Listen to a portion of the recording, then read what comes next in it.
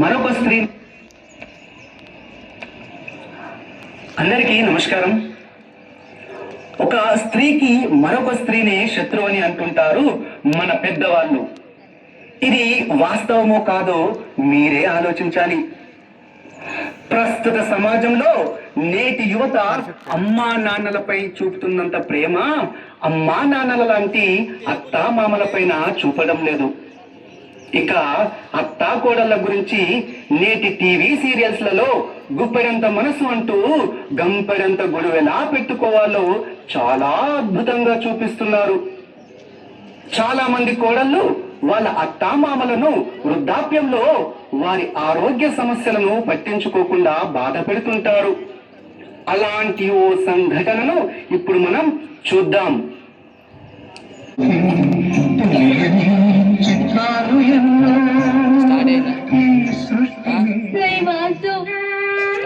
ఎప్పుడు వస్తావురా? ఈ ప్రాణం నీకోసమే ఎదురు చూస్తుందిరా.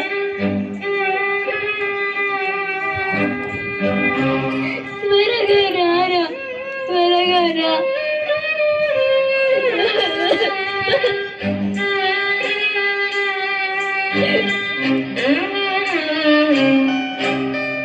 హలో హలో, డాక్టర్ గారు అండి. చెప్పండి. నేనండి భారతమ్మని. మీరు ఈరోజు రమ్మని చెప్పారు, కానీ నా కొడుకు దుబాయ్లో ఉంటున్నాడు. వాడు వస్తానని చెప్పాడు. వాడు రాగానే వచ్చి కలుస్తాం. మీ హెల్త్ కండిషన్ అస్సలు బాలేదు. ఆ విషయం మీకు కూడా తెలుసు. అసలు మీ పరిస్థితి మీ అబ్బాయికి చెప్పారా? మీరు ఇప్పుడు ఎమర్జెన్సీ కండిషన్ లో ఉన్నారు. త్వరగా ట్రీట్మెంట్ చేయాలి. నాకేం ప్రాబ్లం లేదు, తర్వాత మీ ఇష్టం. వాడు రాగానే వచ్చి కలుస్తాం డాక్టర్. సరే.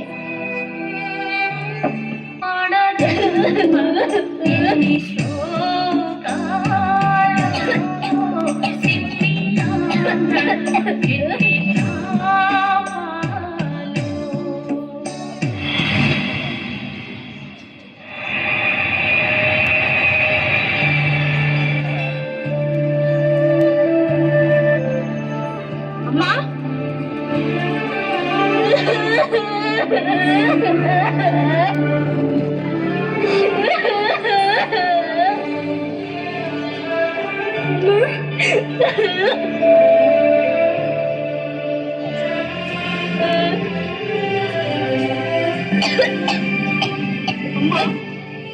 ఏంటమ్మా ఇలా అయిపోయావు?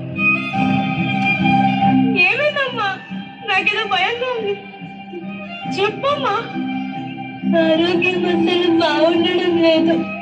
డాక్టర్కి చూపించావా?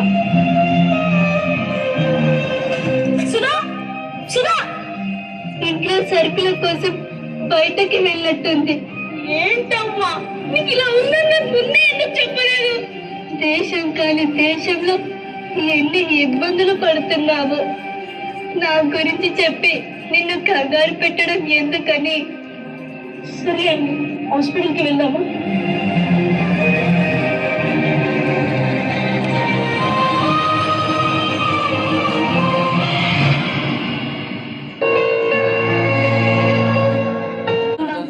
ఈ రోజు దుబాయ్ నుంచి వచ్చాడు. మీ అమ్మగారి కండిషన్ మీకు తెలుసా? మీరు వచ్చే వరకు ప్రాణం ఆగుతుందా? కొంచెం కూడా రెస్పాన్సిబిలిటీ లేకపోతే ఎలా అండి? సారీ, నిజంగా నాకు తెలియదు డాక్టర్. తెలుసుంటే నెగ్లెక్ట్ చేసేవాళ్ళు కాదు. మా అమ్మ అంటే నాకు ప్రాణం doctor. Okay okay, hold on. మా అమ్మగారు, మీరు కాస్త బయట వెయిట్ చేయండి.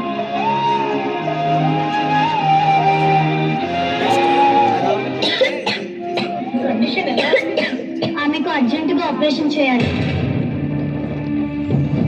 మినిమం 10 లక్షల దాకా ఖర్చు అవుతుంది. ఆమెను ఎంత త్వరగా అడ్మిట్ చేస్తే అంత మంచిది. ఓకే డాక్టర్, మనీ అరేంజ్ చేసుకుని వచ్చేస్తాను. ఆమెకు ఆల్రెడీ మందులు ఇచ్చాను, అవి కంటిన్యూ చేయండి.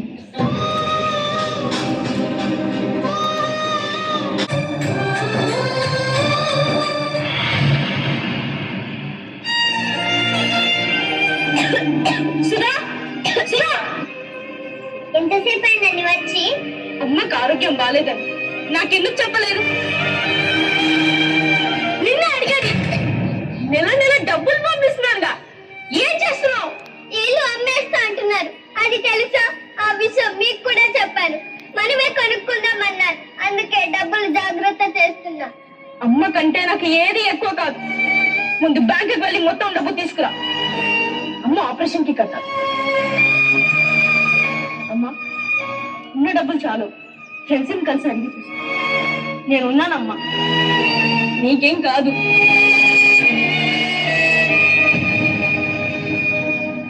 బాధపడకమ్మా. నాకు ఇలా ఆరోగ్యం బాగాలేదని తెలిసేసరికి వాడు అలా కంగారు పడుతున్నాడు అంతే.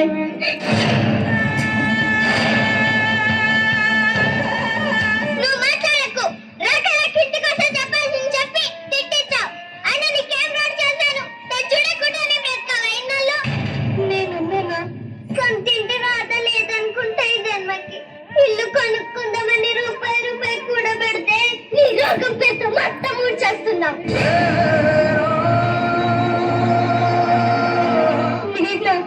మరి కాకపోతే నా డబ్బంతా ఊడ్చిపోతే నీకు ఆపరేషన్ చేస్తే 100 ఏళ్ళు బ్రతుకుతావా? మహా అయితే 4 ఏళ్ళు 5 ఏళ్ళు. కానీ మేము 100 ఏళ్ళు బ్రతకాలి. అది ఈ అద్దె కొంపలు. ఇప్పటికైనా అక్కడ నేను ఇక్కడ బ్రతుకుతున్నాం. ఓ పిల్ల లేదు, పీచు లేదు. జీవితం చివరికి వచ్చింది. పిల్లల భవిష్యత్తు గురించి కనీసం ఆలోచన లేదు. ఈ మాత్రం దానికి అమ్మా మా అమ్మ, అమ్మా మా అమ్మ ఆయన బ్రెయిన్ పనులాడటం చిచ్చే. నేనేం చేయను. ఎన్ని ఎనట చరణాలు లేవు, వాటిలో ఎంతమంది లేరు. పో ఏదైనా చూసుకో, లేదంటే చావు. మమ్మల్ని మాత్రం చంపకు చిచ్చే.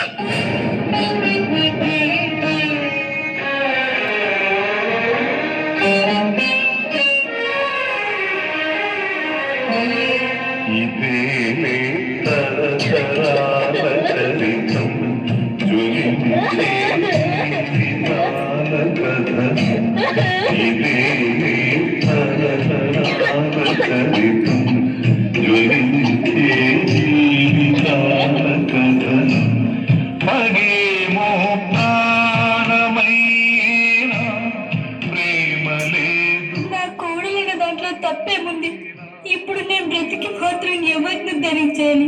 నా బిడ్డల భవిష్యత్తు నాకు ముఖ్యం. వాళ్ళ జీవితానికి ఆనందానికి నేను అడ్డం కాకూడదు. ఎవరి తల రాత ఎవరు రాస్తారు? దైవమున్నాడు, నడుపుతున్నాడు. ఎవరి తల రాత ఎవరు రాస్తారు? దైవమున్నాడు, నడుపుతున్నాడు.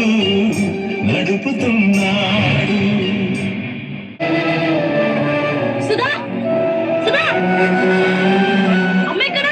ఎప్పుడు అమ్మ అమ్మ అమ్మ ఏమన్సం కాదా? అమ్మ ఎక్కడా? ముందే నేను చచ్చిందో, నాకేం తెలిసి చచ్చిపోయిందో. చిచ్చే. సుధా,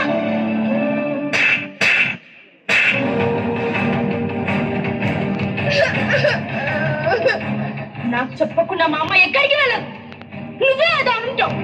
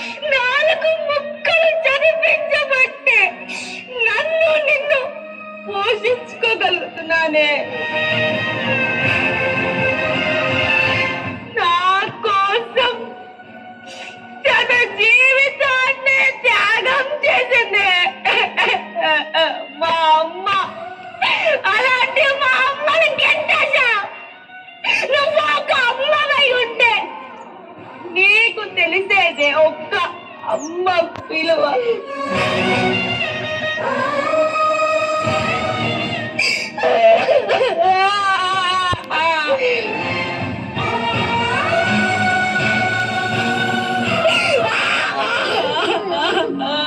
మన సుఖం గురించి అలా తెచ్చాను కానీ ఇలా మీకు దూరమయ్యే పరిస్థితి తెచ్చుకుంటున్నానని గ్రహించలేకపోయాను.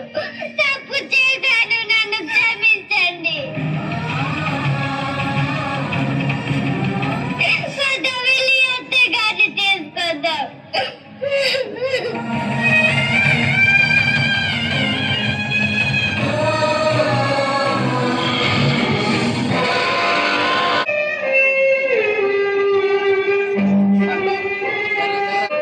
అయ్యా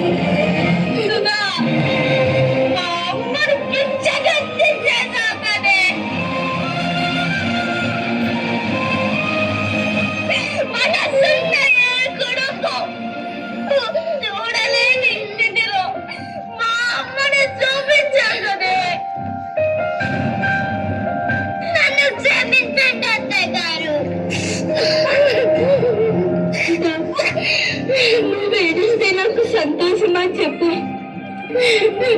ఎలా అనుకున్నావే?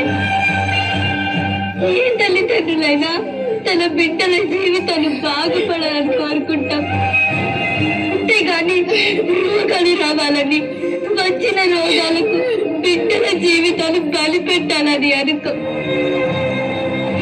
మీరు పోతే మా జీవితం బాగుపడుతుంది అనుకున్నాను కానీ ఇలా సంతోషంగా ఉన్న జీవితాన్ని నాశనం చేసుకుంటున్నానని తెలుసుకోలేకపోయాను. తప్పు చేశాను, నన్ను క్షమించండి అత్తయ్య గారు. పద ఇంటికి వెళ్దాం.